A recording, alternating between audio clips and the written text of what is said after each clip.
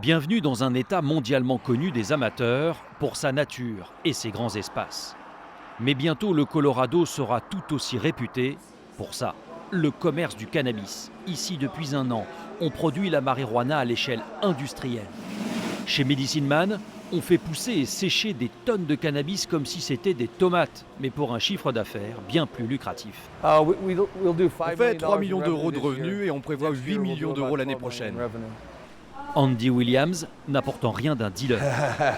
Cet ancien ingénieur a simplement profité du changement de loi pour créer son entreprise il y a un an. Il a formé une trentaine de salariés. Du clonage au triage, ils produisent 80 variétés de cannabis en toute légalité. Et selon lui, ce n'est qu'un début.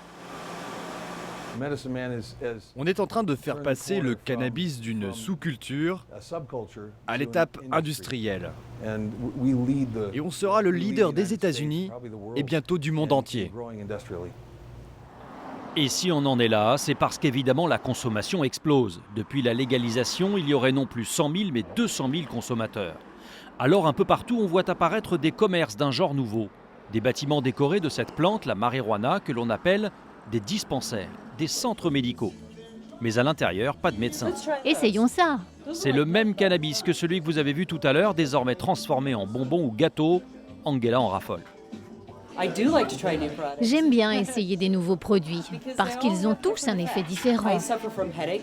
Moi, je souffre de migraines et le cannabis me soulage de mes maux de tête.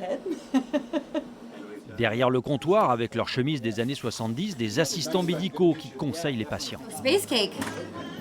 Yum. Whether I eat it, I drink it. J'en mange, j'en bois, j'en fume, j'en fais des infusions. Ça me fait du bien. Mon seul médicament, c'est la marijuana. Is marijuana. Pour le moment, seuls les résidents avec un prétexte médical peuvent acheter. Mais au 1er janvier prochain, les touristes du monde entier pourront faire de même. Cela a été illégal pendant si longtemps, et on est le premier État à légaliser. Ce qui va se passer à partir du 1er janvier, ça rend certains nerveux, bien sûr, mais pour moi, ça va être fantastique. Fantastique, pas seulement pour les producteurs et vendeurs. Déjà 2000 entreprises se sont créées dans la région. Daniel s'est spécialisé dans la sécurité autour du cannabis. Un business florissant, car la législation impose de tout filmer en permanence au cas où la police aurait des vérifications à faire. Nous sommes capables de suivre le produit de la réception, quand ça commence à fleurir, quand elle est coupée et ce qui se passe après. Plusieurs tentatives de vol ont déjà eu lieu. C'est l'un des points faibles de la légalisation de cette drogue. Pour rassurer, le Colorado rappelle que la consommation sur la voie publique demeure interdite et qu'ici au moins l'argent de la marijuana échappera aux dealers et au marché noir.